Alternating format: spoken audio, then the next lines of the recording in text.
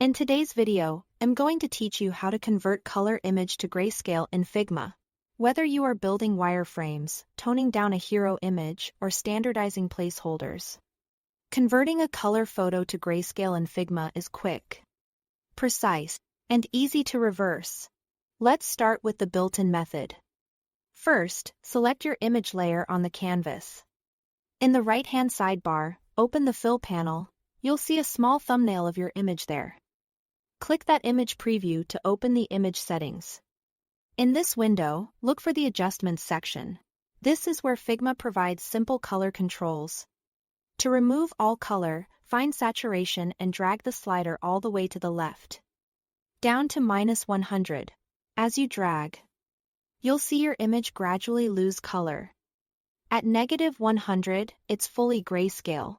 The best part is that this adjustment is non-destructive. If you want your original colors back later, just bring the saturation slider to 0.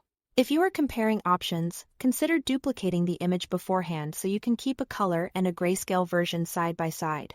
Now, if you do this often and want to speed things up, here is a plugin approach. In the bottom toolbar, click Actions, then choose Plugins and search for Grayscale. Run the Grayscale plugin. With the plugin ready, select your image on the canvas, right-click.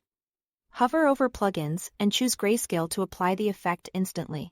This is great for fast, repeatable results, especially when you are processing multiple images during a design session. If you don't see Grayscale in the right-click menu at first, make sure your image layer is selected and try again. A few quick pointers to keep your designs looking sharp. After converting an image, check contrast against any overlaid text or icons. Grayscale can subtly change how elements read on screen.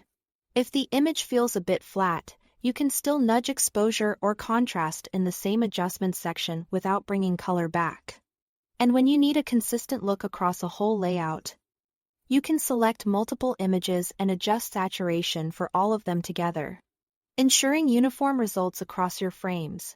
That's all to it. Thanks for watching.